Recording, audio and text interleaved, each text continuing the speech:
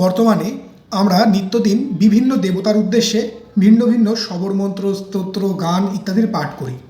কিন্তু কখনো কি আমরা ভেবে দেখেছি এই শবর মন্ত্রের প্রকৃত উৎপত্তি কোথায়, কিভাবে এর সৃষ্টি হলো, বেদ আগম পুরাণের বহির্ভূত হয়েও এটি এত শক্তিশালী কেন, কে এর প্রকৃত সৃষ্টিকর্তা?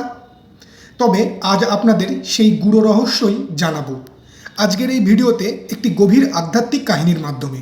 সত্যযুগে সদ্য বিবাহের পরপরই একবার মহাদেব দেবী পার্বতীর সঙ্গে ভূলোকের সর্বত্র বিচরণে বেরিয়েছিলেন।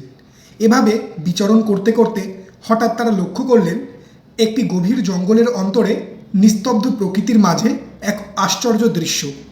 মহাদেবের একজন সরল আদিবাসী ভক্ত একটি শিবলিঙ্গের সামনে বসে গভীর ভক্তি ভরে মহামৃত্যুঞ্জয় মন্ত্র জপ করছেন। সে অটল সংকল্পে পূজায় নিমগ্ন এবং তার চিত্ত সম্পূর্ণভাবে শিবময়। এই দৃশ্য দেখে মহাদেব প্রসন্ন হলেন, কিন্তু আশ্চর্যজনকভাবেই মুচকি মুচকি হাসতেও লাগলেন। এমন দৃশ্যে দেবী পার্বতী এক প্রকার বিস্মিত হলেন। আর ভক্তের ভক্তির এমন অদ্ভুত সুন্দর দৃশ্য দেখে মহাদেব কেন হাসছেন তা তিনি বুঝতে পারলেন না। তিনি তখন মহাদেবকে জিজ্ঞাসা করলেন, প্রভু, আপনি হাসছেন কেন? তখন মহাদেব বললেন, এই ভক্ত নিজের দীর্ঘায়ু কামনার জন্য আমাকে প্রসন্ন করতেই মৃত্যুঞ্জয় মন্ত্র জপ করছে, কিন্তু সে মন্ত্র উচ্চারণে ভুল করছে। অমৃতাতের স্থানে মৃতাত বলছে, অর্থাৎ সে নিজের অজান্তেই অমৃতের পরিবর্তে নিজের শীঘ্র মৃত্যুকেই আহ্বান করছে।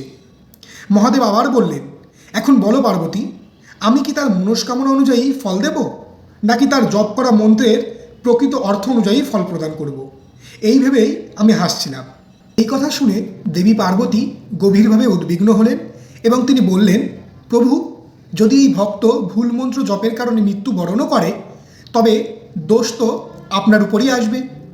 কেউ তার ভুল দেখবে না, সকলেই বলবে মহাকাল শিবের পূজা এবং মৃত্যুঞ্জয় মন্ত্র জপ করেও সে কালের দ্বারা বদ্ধ হলো, শীঘ্র মৃত্যু পেল।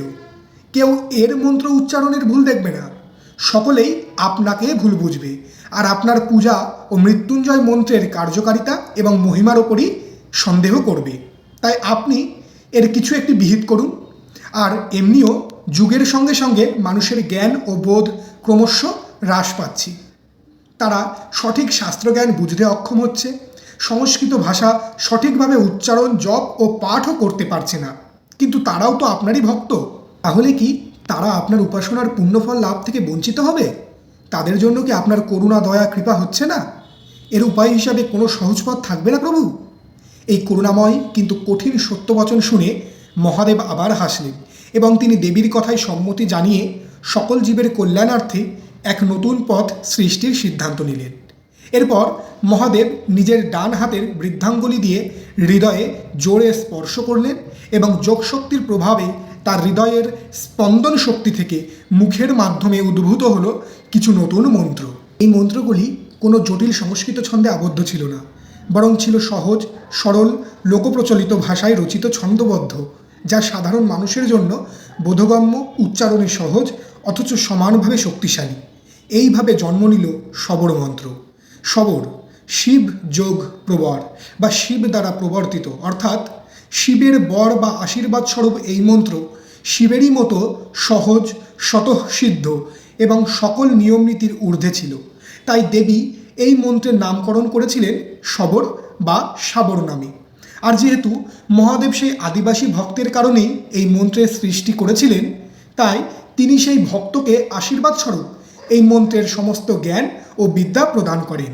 সেই থেকেই ওই আদিবাসী ভক্তের বংশধররা শবর বা শবরী জাতি নামে পরিচিত হয়, যারা আজও ভূলোকের বিভিন্ন স্থানে আদিবাসী রূপে বসবাস করে এবং নিজেদের লৌকিক ভাষায় মন্ত্র, তন্ত্র, পূজা ও উপাসনা করে থাকে। এই শবর মন্ত্রের এক বিশেষ বৈশিষ্ট্য রয়েছে।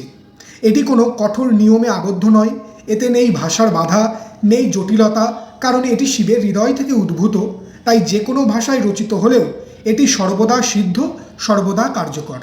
এমনকি বলা হয়, যে ব্যক্তি শবর মন্ত্র জপ করে তাকে চারিদিক থেকে, অর্থাৎ উত্তর দিক থেকে নন্দী, দক্ষিণে ভৈরব, পূর্বে ইন্দ্র ও পশ্চিমে হনুমান রক্ষা করেন এবং তাদের উপরক্ষক হয়ে বলয়াকারে উপস্থিত থাকেন যম, কুবের, 64 যোগপুরুষ, মারুতগণ এবং ভূত, প্রেত, তাল বেতাল সাজ পিসাজ প্রভৃতি অদৃশ্য অদেহী রুদ্রগণ। অর্থাৎ এই মন্ত্র কেবল জপ নয়, এটি এক বিশাল শক্তিক্ষেত্র। পরবর্তীকালে শৈবনাথ সম্প্রদায় সমগ্র ভারতে এই শবর মন্ত্রের ব্যাপক প্রচার ও প্রসার ঘটান। আজকের দিনে আমরা যে মাতৃভাষায় রচিত বিভিন্ন দেবতার স্তোত্র, চালিসা, তান্ত্রিক মন্ত্র যেমন হনুমান চালিসা, দুর্গা স্তব, শিব, শনি, ভৈরব উপাসনা, আদিবাসী তন্ত্র, অলৌকিক তন্ত্র ইত্যাদি দেখি, এসবের অধিকাংশই এই শবর মন্ত্রের অন্তর্গত। তবে মনে রাখবেন, এই মন্ত্রে যে দেবতার উদ্দেশ্যে স্তোত্র, স্তুতি, গান, মন্ত্র রচিত হোক না কেন, এই মন্ত্রের প্রকৃত সিদ্ধকর্তা ও চালক একমাত্র মহাদেব স্বয়ং নিজেই।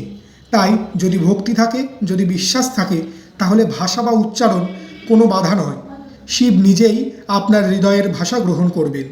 এই হলো শবর মন্ত্রের সৃষ্টি ও তার অলৌকিক মহিমা। হর হর মহাদেব।